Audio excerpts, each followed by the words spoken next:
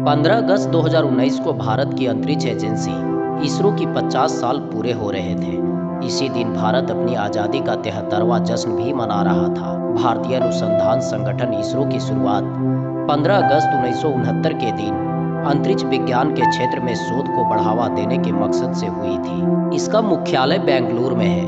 भारत में space programme के जनक doctor Vikram S Sarabhai थे, लेकिन अंतरिक्ष विज्ञान में शोध को नई दिशा देने का श्रेय महान वैज्ञानिक सतीश धवन को जाता है। इन दोनों वैज्ञानिकों ने अंतरिक्ष इतिहास में भारत को खास जगह दिलाई। विक्रम एस साराभाई और सतीश धवन दोनों ही भारत के महान रॉकेट साइंटिस्ट थे, जिनके प्रयोगों की बदौलत ही इसरो आज नासा के बाद स्पेस साइंस के क्षेत्र में सबसे बड़ी और विश्वसनीय एजेंसी है, जिसकी कामयाबी का लोहा दुनिया भर के देश मानते हैं। 2019 में चंद्रयान 2 और फिर चंद्रयान 3 को चांद पर भेजकर इसरो ने एक बार फिर इतिहास रचा है। इसरो का काम स्पेस टेक्नोलॉजी का विकास और राष्ट्र की जरूरत के हिसाब से वैज्ञानिक कार्यों को अंजाम देना है।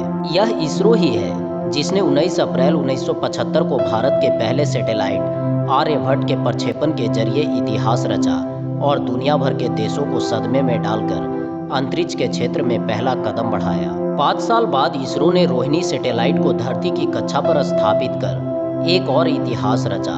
यह पहला भारतीय सैटेलाइट था जो कि धरती की कक्षा में स्थापित हुआ और पूरी दुनिया गवाह बनी। इसरो ने लगातार अंतरिक्ष विज्ञान के क्षेत्र में शोध और वैज्ञानिक कार्यों को अंजाम देकर भारत को अमेरिका, रूस और चीन की कतार में अग्रणी खड़ा किया।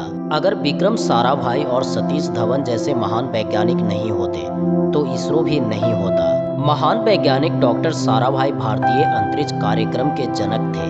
उनका जन्म 12 अगस्त 1919 को अहमदाबाद में हुआ। 1971 में केरल के कोवलम में साराभाई का देहांत हुआ।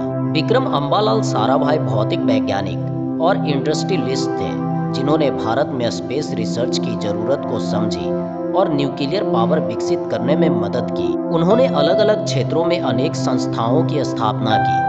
कैम्ब्रिज यूनिवर्सिटी से लौटने के बाद विक्रम साराभाई ने 28 साल की उम्र में 11 नवंबर 1947 को अहमदाबाद में भौतिक अनुसंधान प्रयोगशाला की स्थापना की और यहाँ 1966 से लेकर 1971 तक काम भी किया।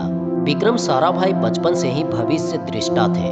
अपने वक्त से आगे देखने में माहिर, अमीर उद्योगपति परिवार में पैदा हुए। बचपन से ही गणित और विज्ञान में विशेष रुचि थी। पिता का नाम अम्बालाल और माँ का नाम सरला देवी था। पढ़ाई में अव्वल रहने वाले साराभाई का 1942 में पहला साइंस पेपर कॉस्मिक किरणों का समय वितरण प्रकाशित हुआ और इसके बाद वे विदेश से भारत लौट आए।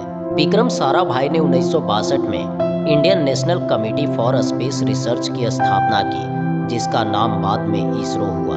विक्रम साराभाई ने दक्षिण एशिया में Thumba equatorial rocket launching station को भी सेटअप किया।